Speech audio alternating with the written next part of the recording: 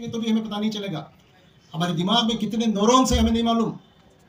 100 trillion है neurons connections. Trillion का अंदाजा मालूम कि मैथमेटिक्स नहीं आता ना, ट्रिलियन क्या समझ में आती बात। उसके अंदर कितने जीरो है हमें नहीं मालूम। 1 ट्रिलियन न्यूरॉन्स हमारे सिर्फ ब्रेन में मौजूद हैं, बच्चे के ब्रेन में मौजूद है। और ट्रिलियन को काउंट भी नहीं कर सकते हम लोग। तो ये हम जानते नहीं। हालांकि तकलीफ है, जो इंसान है जो भी है दुनिया के अंदर, हर चीज़ में, हर शय में एक ऐसी ये तकलीफ है जो हमारे समझ में नहीं आती। हम समझने की कोशिश कर रहे हैं, साइंस वगैरह से आगे बढ़ गए, मगर उसकी भी महदूद इल्म हो रहा है। तो बहरहाल अल्लाह ने जो कुछ हमें नेमतें दी हैं उसका शुक्र अदा करने के लिए हमको इबादत करना, अल्लाह की नमाज़ पढ़ना, रोज़ा रखना, फ़राइज़ अदा करना, ये लाजमी है अल्लाह का शुक्र अदा करने के लिए। मगर इतना ही काफ़ी नहीं है। अल्लाह कुरान में कहता है, आप लोग जानते हैं सूरह बलद कुरान में एक सूरत है, पूरी सूरत है। सूरत में, इस पूरी सूरत में अल्लाह ताला ने सूरह बलद में, आप अपने दिल में रिपीट कर लीजिए, ये शुरू में कुछ चीज़ों की कसमें खाता है अल्लाह। लाउक़सिमु बिहाज़ल बलद वन तहिल्लु बिहाज़ल बलद व वालिदिन वमा वलद, ऐसी कुछ चीज़ों की कसमें खाने के बाद अलम नजल लहू ऐनैन व लिसानन व शफ़तैन व हदैनाहु नजदैन, ये कहने के बाद अल्लाह ताला असल सेंट्रल थीम, उस सूरत की मेन थीम के ऊपर आता, सब्जेक्ट के ऊपर आकर कहता है फलक तहमल अक़बा, तुमको एक घाटी को उबूर करना, चोटी को सर करना, उबूर करना है। वमा अदराका मल अक़बा, क्या तुम जानते हो कैसे उबूर करोगे? क्या है यह घाटी, कैसे उबूर करोगे? वमा अदराका मल अक़बा। अब अल्लाह ताला फरमाता है, एक फक्कु रक़बा औ इतामिन फी यौमिन ज़ी मस्क़बा यतीमन ज़ा मक़रबा और मिस्कीनन ज़ा मतरबा सुम्मा काना मिनल लज़ीना आमनू व तवासौ बिस्सब्र व तवासौ बिल मरहमा। रहम व करम। अल्लाह फरमाता है कि तुम्हें इस घाटी को उबूर करने के लिए, नहीं तुम्हें आखिरत में जन्नत को पार करना है तो तुम्हें ये दुनिया में काम करना पड़ेगा। ये मरने के बाद काम करना ही है, ये मरने के बाद का नहीं है, ये यहाँ करने का काम अल्लाह ने बताया है। तुमको वहाँ की घाटी को उबूर करना है, यहाँ की घाटी नहीं, हिमालय जाकर क्रॉस करना नहीं है। हमको आखिरत की में जो ये काम कर अल्लाह ने कहा है, अल्लाह का कमांड जो होगा, तुमको ये पार करना पड़ेगा। घाटी, उसका नाम जो भी दिया गया हो, ये घाटी को पार करना पड़ेगा। पढ़ने के लिए आपको क्या करना है? अल्लाह का हुक्म है, कुरान मजीद में है, अल्लाह का कमांड है। भूखों को खाना खिलाओ, गर्दनों को आज़ाद करो, यतीमों की, मिस्कीनों की, बेवाओं की, सबकी मोहताजों की खबरगिरी करो। फिर सुम्मा काना मिनल लज़ीना आमनू, इसके बाद अगर तुम ईमान वाले हो तो तुमको सब्र की तलकीन करो और रहमो करम की तलकीन करो। बताओ लोगों को, रहमो करम करने के लिए भी बताओ, खुद भी करो, दूसरों को भी रहमो करने की तलकीन करो। अब इन लोगों को अल्लाह ताला क्या कहता है कुरान मजीद में, इसके बाद की आयत में, उलाइका अस्हाबुल मैमना, यही लोग आखिरत में कामयाब, सीधे हाथ वाले, जन्नत को जाने वाले, कामयाब होने वाले, फौजुल अज़ीम जिनको मिलेगा, यही लोग होंगे। इसके बाद की आयत अगर हम पढ़ेंगे तो रोंगटे खड़े हो जाते हैं। वल्लज़ीना कफ़रू भी आयातिना, अगर तुम ये काम नहीं करोगे, इनकार करोगे, वल्लज़ीना कफ़रू भी आयातिना, इन आयत का इनकार करोगे, ये आयतों के मुताबिक काम नहीं करोगे। इसके बाद की आयत क्या है? हुम असाबुल मशअमा, तुम जहन्नम के हकदार हो जाओगे, बाएं हाथ वाले। इतना ही नहीं, सिर्फ जन्नत जहन्नम के हकदार नहीं कहा, नहीं करने वालों को। इसके बाद अलैहिम नारुम मूसदा, तुम्हें जहन्नम की आग के ताबूतों में, सुतूनों में जकड़ कर बंद कर दिया जाएगा, ताबूतों में बंद कर दिया जाएगा। रोंगटे खड़े हो जाते। बहरहाल दुनिया के अंदर जो लोगों के काम करना है, गरीबों के काम करना है, चाहे वो तालीम के हिसाब से हो, मदद के हिसाब से हो, के हिसाब से हो, ये काम करना हमारे लिए, हमारी आखिरत के लिए, आखिरत की कामयाबी की ज़मानत के लिए ये काम करना ज़रूरी है। मैं आप लोगों की उसी की तरफ मुख्तसर तवज्जो कर रहा हूँ। पूरी बात आज नहीं कहने जा रहा हूँ। चंद चीज़ें जो हुकूमत के अंदर मौजूद है वो बताने जा रहा हूँ। हम और क्या क्या कर सकते हैं वो बाद में करेंगे। चंद चीज़ें जो आप वापस जाकर कर सकते हैं उसके ताल्लुक से बताऊँगा। एक और चीज़ आपके जहन में डाल देना चाहता हूँ, वो ये है कि हज़रत अब्दुल्ला इब्न अब्बास से आप लोग सब वाकिफ़ हैं, बहुत बड़े सहाबी रसूल हैं और कुरान की जो तफसीर है वो कुरान को जानने वाले, समझने वाले, खुद उनके सामने हुज़ूर अकरम सल्लल्लाहु अलैहि वसल्लम ने उसकी तफसीर बयान की थी। तो ताबीर, तो मैं उनकी एक छोटा सा वाक़या, मस्जिद में वो एहतिकाफ में बैठे हुए थे। आप सब जानते हैं, सुना है आप लोगों ने, मैं सिर्फ इशारत में कह रहा हूँ। मस्जिद में एहतिकाफ में बैठे हुए थे, एक शख्स आया। अब मस्जिद में एहतिकाफ में बैठने के बाद क्या कोई मस्जिद के अहाते के बाहर जा सकता है? किसी भी सूरत में जा नहीं सकता।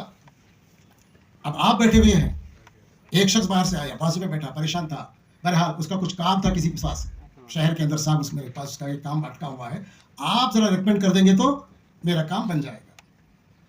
हम होते तो क्या जवाब देते? इतिकाफ में बैठा हूँ मैं, ये हो जाने, इतिकाफ खत्म हो जाती, ईद आ जाती, उसके बाद हमें तेरा काम करेंगे। नहीं, फ़ोन भी नहीं करते, इतिकाफ में बैठे आमतौर पर फ़ोन भी बंद करके रख देते हैं। आपने क्या किया, आप लोग जानते हैं? उसके पीछे चले गए उठकर, मस्जिद के बाहर जाकर, चलो तुम कौन किससे बात करना है, चलो बात करेंगे। अब बाहर निकले, दूसरे जो साहबी वगैरह थे उन्होंने देखकर पूछा कि हज़रत आप तो इतिकाफ में बैठे हुए थे, आप कहाँ बाहर निकल गए हैं, बाहर चले जा रहे हैं? तो उन्होंने कहा कि किसी ज़रूरतमंद के लिए रेकमेंड करना, काम करना, बात करना, मदद करना, ये तहज्जुद, ये इतिकाफ से बढ़कर अजर का काम है। तो ये काम, लोगों की मदद करना, दीन के अंदर अल्लाह के नज़दीक बहुत बड़ी, मैं भी कितने भी कुरान के अंदर आपको कोट करो बोले तो मैं आप दोपहर शाम तक वही कोट करते बैठ जाऊँगा। 15 साल के बाद मुझे बार बार याद आता है, मैं नहीं बोलना चाहता मगर मुझे मजबूर हो जाता हूँ मैं। नबी अकरम सल्लल्लाहु अलैहि वसल्लम के बासत के 15 साल के बाद मदीने में 114 सूरतें हैं कुरान की, उसमें से 80 पर 6 सूरतें मक्के में नाजिल हुई, 114 में। मदीने में कितने नाजिल हुई? 14 और 27-28 सूरतें नाजिल हुई।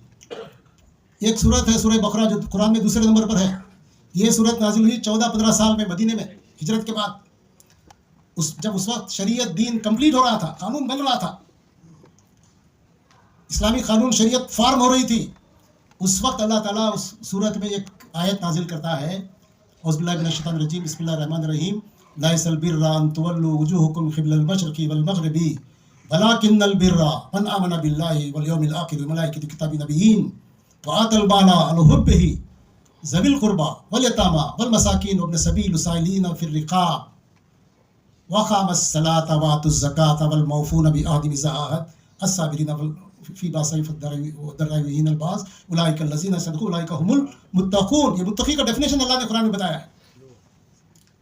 अब इसमें अल्लाह ताला यही कहता है कि तुम अगर, नेकी ये नहीं है कि तुम अपना रुख मशरिक़ या मग़रिब की तरफ कर लो, नेकी ये है कि तुम अपने माल को, बाकी मैं तफसील नहीं जा रहा हूँ, अपने माल को दो, बहुत मोहब्बत है तुम्हारी माल के अपने दिलों में, मगर इसको दो, कहाँ दो? ज़विल क़ुर्बा, अपने गरीब रिश्तेदारों को, यतीमों को, बेवाओं को, मिस्किनों को, आज़ाद कर, गुलामों को आज़ाद कराने वालों को। तो ये अल्लाह का कलाम है। पहले तुम ये काम करो, उसके बाद अल्लाह ताला फरमाता है क़ामस सलाता व आतुज़ ज़काता, इसके बाद तुम नमाज कायम करो और ज़कात दो। ये काम करे बगैर हम लोग सजदे करते रहेंगे तो वो सजदे हमारे मुंह के ऊपर फेंक दिए जाएंगे अल्लाह के पास। ये पहले काम करो, तुम्हारे गरीब रिश्तेदारों को, यतीमों को, मिस्किनों को, सब पहले मदद करो, फिर उसके बाद तुम नमाज के लिए खड़े हो जाओ। जब तुम सजदे में जाओगे तो तुम्हारी इबादतें, तुम्हारी नमाजें, तुम्हारे सजदे सब कबूल हो जाएंगे, इसका अजर यकीनन तुम्हें मिलेगा।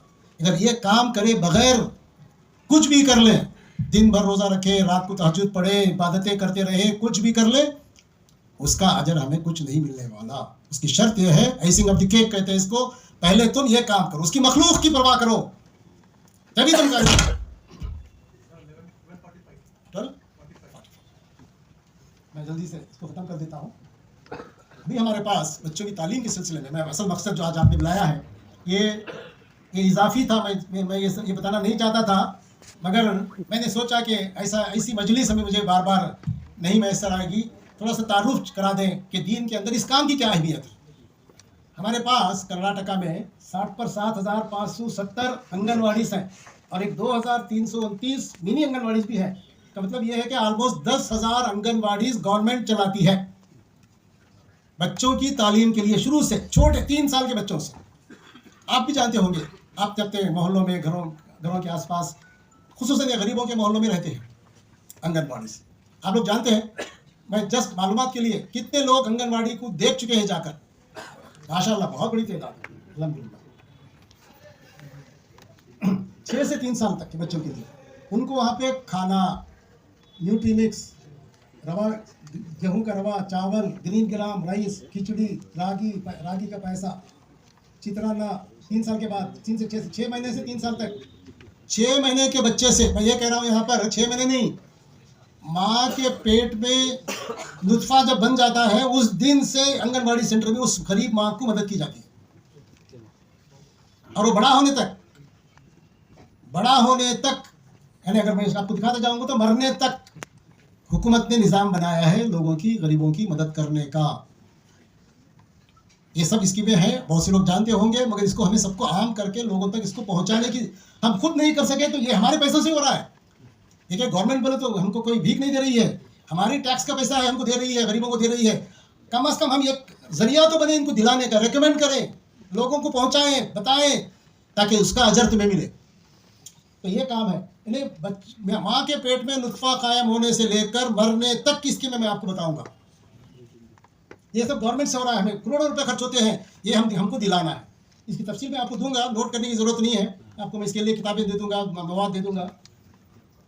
अब इनके लिए, बड़ी बच्चियों के लिए भी, एडोलेसेंट गर्ल्स के लिए भी आटा, चित्राना, वीट, खीर, शीर भाग्या बोलकर है बच्चों को दूध, उनको दूध देना 150 ml का, 3 से 3 साल के लिए के 3 से 6 साल तक के लिए के बच्चों को यक्स देना, खाना देना, यक देना बच्चों को 5 दिन, दूध देना, मॉडरेटली अंडरवेट 200 ml दूध देना रोज बच्चों को, 1 full meal, maternal nutrition, Matripurna बोल के एक scheme, hard cook meal to pregnant woman. कोई हामिला औरत है उस गरीब मोहल्ले में, तो उसका नाम उन्हें रजिस्टर कर लेना और उसे हर दिन एक खाना, एक वक्त का पूरा खाना देना आंगनवाड़ी से, पका कर, कुक करके, चावल भी ये नहीं, पका हुआ खाना पूरा देना। और माँ जब अपने बच्चे को जन्म दे देती है, पैदा होता है बच्चा, तो वो माँ को भी देना, यानी पैदाइश से लेकर, उन्हें पैदाइश से पहले से लेकर 9 महीने पहले माँ के पेट में, उसके बाद भी माँ को खाना एक वक्त का गवर्नमेंट से फ्री मिलता है। हमको इसे दिलाने की ज़रूरत है, गरीबों को, हमें ज़रूरत नहीं है, और हज़ारों लाखों लोग हमारे पास गरीब हैं, उनको दिलाओ अपने मोहल्लों में। और क्या क्या मिल देते हैं उनको, देखो आप, राइस, दाल, ऑयल, मिल्क, एग, वेजिटेबल्स, फली की चिक्की भी देते हैं न्यूट्रिशन के वास्ते, वो भी देना बहुत ज़रूरी है उसमें। Pregnant woman would receive 1000 rupees with in 6 months of pregnancy. अभी प्रेग्नेंट है, प्रेगनेंसी के दरमियान उनको कितना मिलता है औरत को? 1000 रुपए। उसके बाद 2000 रुपए after 6 months of child birth, and 2000 after child receiving first round of immunization. और उसके बाद बच्चे को जब टीके लगा डालती है, उसके बाद फिर उसे 2000 रुपए। और an amount of ₹5000 is paid in 3 installments through direct benefit transfer to the beneficiary account. द above beneficiaries are also eligible for financial assistance under Janani Suraksha Yojana. एक खातून जब हामिला होती है उस दिन से उसे मदद दी जा रही है, ये स्कीम है। अब हम इसको, मैं ये पूछूंगा नहीं कि कितने लोग इसका फायदा उठा रहे हैं, मैं नहीं पूछूंगा। अब आइंदा कम से कम अपने अपने मोहल्लों में गरीबों का सर्वे करवाइए, अपनी मस्जिद में कितने गरीब मोहल्ले हैं, कितने गरीब हैं, उसमें कितने हामिला हो रही हैं, उनका नाम लिखाना, आंगनबाड़ी जाको मिलना, उसे टीचर को, टीचर नहीं कहते, वर्कर होती है, उसे मिलना, उसे बात करना, उसे ले जाकर उनके नाम लिखा देना, और उनको खाना पहुंचता है कि नहीं पहुंचता है, ठीक पहुंचता है कि नहीं पहुंचता है, गर्म पहुंचता है कि नहीं पहुंचता है, एक बार, कब तक एक बार, महीने में एक मरतबा जाकर, हफ्ते में एक मरतबा जाकर चेक कर लिए, तो भी आप विजिट करिए, कौन तो भी एक आपके मोहल्ले में से, जिम्मेदारों में से एक, सब ठीक होता चला जाएगा। अब ठीक नहीं है या है मुझे नहीं पता, हम लोग जाके देख रहे हैं। अब इसको हमें सुपरवाइज करेंगे, तो मैं आप लोगों को बुलाने का मकसद यही था कि आप लोगों की तमाम बातों की जानकारी हो, और आप अपनी अपनी जगह पे एक टीम तैयार करें, मस्जिद वाइज एक टीम तैयार करें, अपने स्कूलों को भेजिए, अपने, और बहुत सी चीज़ें बताऊंगा मैं। भाग्य लक्ष्मी स्कीम है बच्चों के, लड़कियों के लिए 3000 per annum is deposited in the name of 2 children of BPL families in Sukanya Samriddhi account scheme of postal department for 15 years। Maturity कितने लाख रुपए? 1,27,000 रुपए गवर्नमेंट डिपॉजिट करती है हर साल, 3000 रुपए बच्ची के नाम से, 2 बच्चों को, लड़कियों को, लड़की पैदा होती है तो लड़कियों के लिए, 2 बच्चियों के लिए हर साल गवर्नमेंट 3,000 रुपए जमा करती है। और वो बच्चे जब 15 साल के हो जाते हैं तो उनको 1.25 करोड़ रुपए तक, उनको 1.25 लाख रुपए तक उनको मेच्योरिटी उनका अमाउंट मिल जाता है। अब 2 बच्चों के खानदान के, और जो स्कूल को जाने वाले रहती है, कॉलेज को जाने वाले रहती है, वो उनकी फीस के लिए, किसी भी काम के लिए वो, या उनकी शादियों के लिए इस्तेमाल हो सकती है। एक उज्ज्वला प्रोग्राम है ministry of women and child welfare department में, ट्रैफिकिंग के लिए इसको छोड़ देते हैं। रिसेप्शन सेंटर्स है, मैं भी स्कूल छोड़ देता हूँ। स्टेट होम्स है जो हमारे पास का, डिस्ट्रीब्यूट कॉटेजेस है, संतवान स्कीम्स है, ये अलग है, काउंसलिंग के लिए। गर्ल्स के हॉस्टल्स हैं, प्री मैट्रिक, पोस्ट मैट्रिक, इस तरह के हॉस्टल्स हैं। अभी मैं नेक्स्ट कंस्ट्रक्शन वर्कर्स, यहाँ पे मैं आपको तवज्जो चाहूँगा। हमारे पास ज़्यादातर गरीब तबका कंस्ट्रक्शन वर्क में, नॉर्थ कर्नाटका में या शहरों में भी, कंस्ट्रक्शन का मतलब ये है कि वो फाउंडेशन से लेकर बिल्डिंग के कंप्लीट होने तक जो भी काम है, चाहे वो खोदने का हो, मिट्टी ढोने का हो, मिस्त्री का हो, सीमेंट का काम करने वाला हो, प्लास्टर का काम करने वाला हो, टाइल डालने वाला हो, इलेक्ट्रीशियन हो, कारपेंटर हो, पेंटर हो, कोई भी काम पूरी बिल्डिंग मुकम्मल होने तक जो काम में लगे रहते हैं, हमारे लोग वही काम कर रहे हैं। ज़्यादा से ज़्यादा मेजॉरिटी कारपेंटर्स हैं, पेंटर्स हैं, ड्राइवर्स हैं, प्लम्बर्स हैं, टाइल का काम करते हैं। कोई हर एक बिल्डिंग का काम हो रहा है हर जगह, रियल एस्टेट बूम पर चल रहा है, हमारे लोग इसी में ज़्यादा हैं। ये गरीब आवाम को गवर्नमेंट से एक स्कीम मौजूद है, इसमें क्या है, इन लोगों को ये एक हॉस्टल है, वो मैं शायद गलत बताने आ गया हूँ। ये काम करने वाली जो औरतें हैं उनके लिए बच्चों के लिए हॉस्टल भी है और उनके लिए फाइनेंशियल असिस्टेंस भी है, जो लेबर का काम करती है औरतों के लिए। ये है, मैं बता रहा था, वो अलग बात है। अभी हमारे पास ये बेंगलुरु के अंदर 11 हॉस्टल्स हैं लड़कियों के लिए। ये उसके एड्रेस मैं दिखाता हूँ आपको, बेंगलुरु में कहाँ है। आपके डिस्ट्रिक्ट में, पूरे स्टेट में से कहीं से भी किसी लड़की को, पढ़ी लिखी लड़की को कोई इंटरव्यू आया है जॉब का, यहाँ बेंगलुरु को आना है, तो कैसे आएगी? बाप के साथ, भाई के साथ, माँ के साथ, अपने मुहर्रम के साथ आएगी और यहाँ आकर किसी होटल में रुकेंगे, वो इंटरव्यू वगैरह, एग्ज़ाम वगैरह देंगे, फिर वापस जाएंगे। ऐसी बच्चियों के लिए गवर्नमेंट ने बेंगलुरु के अंदर 11 हॉस्टल बनाए हैं, फ्री उनके लिए। 3 दिन रह सकते हैं, उसके इंटरव्यू के एग्ज़ाम जो भी आते हैं, 3 दिन उन्हें वहाँ पे फ्री अकोमोडेशन उनको मिलता है। अब ये कहाँ पर है? लॉकर फैसिलिटी भी है वहाँ पे, ब्रेकफास्ट भी मिलता है, मील भी मिलता है, हॉट वाटर बाथ भी है, लॉकर भी है, उनके पेपर्स वगैरह क्या भी जाना रहा तो। अब देखो, ये 11 हॉस्टल बेंगलुरु के अंदर है, उनका फ़ोन नंबर भी दिया हुआ है। मिशन रोड पर है, जय महल एक्सटेंशन में है, शंकरापुरा में है, कुमार स्वामी लेआउट में है, जयनगर में है, मैसूर रोड में है। बहरहाल ये तमाम लिस्ट इसमें मौजूद है। इनका टेलीफोन नंबर भी, आप वहाँ से बेंगलुरु, वहाँ से आप इधर से, बीजापुर से, कहीं से भी निकलना चाहते हैं तो इनको फ़ोन करके रिजर्व करके आप आकर यहाँ पे 2-3 दिन क़याम करके बच्चियाँ अपना खुद से आ सकती हैं या किसी के साथ भी आ सकती हैं। जी बिल्कुल है सर, हमको देखना है जाके, लेडीज़ गर्ल्स के लिए, ओनली गर्ल्स। क्योंकि लड़के तो आ सकते हैं, मगर लड़कियों के लिए प्रॉब्लम होती है अकेले आना, या अकेले भी आ जाए तो उनको कोई यहाँ पे प्रॉब्लम नहीं होगी, आकर वो अटेंड करके जा सकती है। हाँ, protection of women from domestic violence, ये आजकल ये इसको छोड़ देंगे कि बहुत सी चीज़ें हैं, मैं अब इस पर डिस्कस नहीं करूँगा, वक्त ज़्यादा हो रहा है।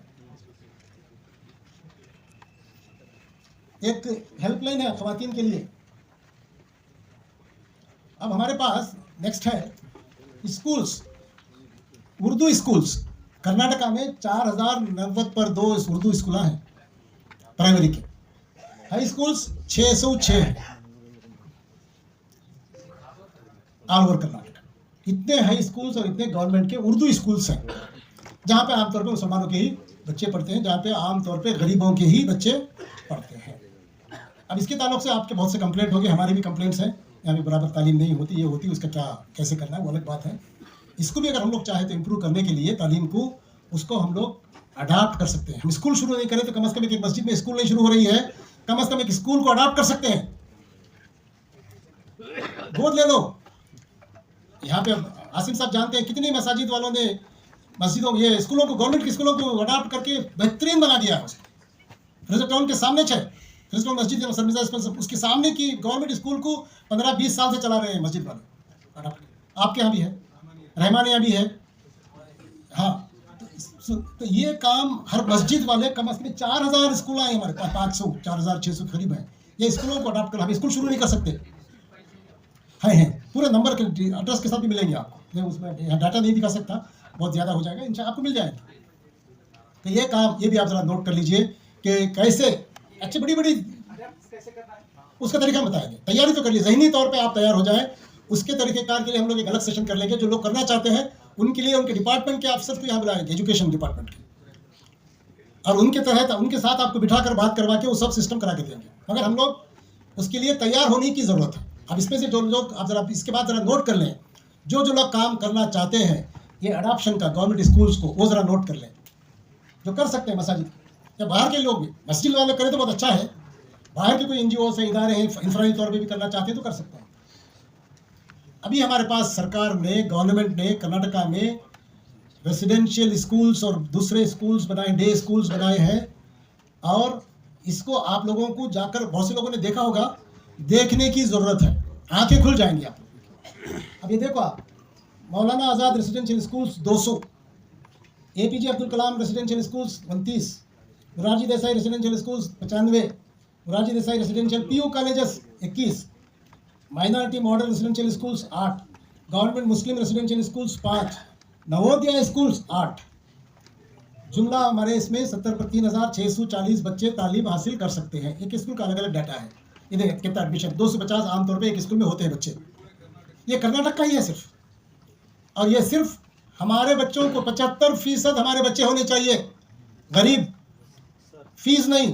स्कूल है, चालू है, पूरे चल रहे हैं, चालू है। अगर एजुकेशन में क्या भी नहीं है वहाँ पे जाके देखिए, टीचर नहीं है वहाँ पे जाके देखिए। आप ले जाके दिखाएंगे, आप बैठ जाएंगे, आप बैठ जाए, आप ले जाकर दिखाएंगे। बात करेंगे। हाँ हाँ, नहीं, ये आपको अडाप्ट करने की ज़रूरत नहीं है। ये आपको, इसलिए आप जहाँ से भी ताल्लुक़ रखते हैं, मैं अभी ये काम कर रहा हूँ। अभी मैं 3 या 4 डिस्ट्रिक्ट का वायला, डिस्ट्रिक्ट रिव्यू कहते हैं हम लोग, माइनॉरिटी कमीशन की तरफ से हम लोग जाकर वहाँ पे DC ऑफिस में DC, SP और दूसरे ज़िला के ऑफिसर्स के साथ हम लोग DC ऑफिस में मीटिंग करते हैं, और वो माइनॉरिटीज़ के ताल्लुक से क्या क्या काम कर रहे हैं उसके ताल्लुक से हम रिव्यू करते हैं वहाँ पर। तो उस सिलसिले में मैं 2 दिन का प्रोग्राम बना के जाता हूँ। जाके पहला काम हर डिस्ट्रिक्ट में वहाँ की पूरे ताल्लुकों के जो ख़वातीन हैं, टीचर्स, इम्पॉर्टेंट इदारे चलाने वाले, NGOs चलाने वाले, या कुछ अच्छे ख़वातीन, उन तमाम को वहाँ पे पहला मीटिंग में ख़वातीन के साथ करके तमाम चीज़ें उनको बताएं, और तफसील से बताता हूँ कि ख़वातीन के लिए क्या क्या है, बच्चों के लिए क्या क्या है। और उनको हम लोग वो स्कूलों को भेज रहे हैं बसों में देखने के लिए जो उनके शहर में मौजूद है।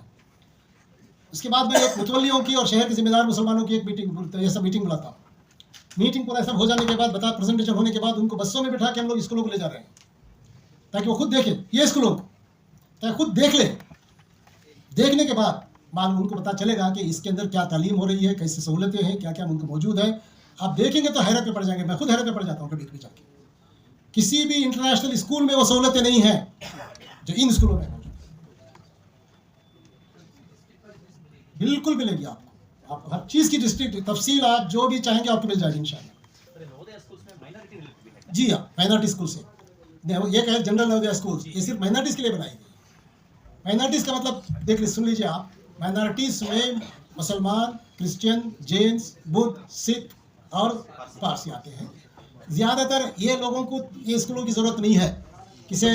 क्रिश्चियंस को ज़रूरत नहीं है, सिख के बच्चे नहीं आते, जैन्स के बच्चे नहीं आते, पारसियों के तो है ही नहीं आबादी, बुद्ध को कहीं कहीं मौजूद है, उनका भी बच्चे नहीं पढ़ते। इसमें पढ़ते हैं, इसलिए इसमें क्या किया गया है, 25% अदर्स, गैर मुस्लिम कोई भी, 75% माइनॉरिटीज़ में 75% सिर्फ मुसलमानी 600, तो 75%। अब हमारे पास टोटल कितने, 70 पर 3 5,000 है, 70,000 एडमिशन बच्चे हैं, तो मुसलमानों के बच्चे कितने होने चाहिए इसमें से? 70% का मतलब 75 का मतलब जी 75 जी, more than 50,000, 45-50,000 होना चाहिए। अब अफसोस की बात यह है कि हमारा नंबर उसमें बहुत ही कम है। हम लोग डाटा कलेक्ट करते हैं जाके डिस्ट्रिक्ट से, पूरे स्टेट का भी मैंने मंगवाया है, बहुत ही कम है। माँ बाप भेजते नहीं हैं, फ्री है, हर चीज़ फ्री है। ये देखो बिल्डिंग्स 7 एकड़, 4 एकड़, 5 एकड़ के वसी जगह में ये फैला हुआ है। हॉस्टल्स हैं, स्कूल क्लासरूम्स हैं। अब ये तमाम तफसीलात हैं। खाना अच्छा, फ्री खाना, यूनिफॉर्म, फीस, हर चीज़, सिक्योरिटी वगैरह जो आपको चाहिए। NCC वो स्कूलों में, हमारे स्कूल में किसी स्कूल में NCC नहीं है, वहाँ के स्कूलों में NCC शुरू कराया है। अभी मैंने प्रपोजल दिया है, अभी स्काउट्स एंड गाइड्स भी वहाँ शुरू करा देंगे। NCC शुरू कर दिया है स्कूलों में।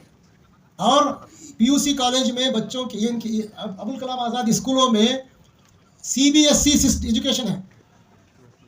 CBSE प्राइवेट स्कूल वालों को झक मारे तो भी क्या भी करे तो भी नहीं मिलता परमिशन।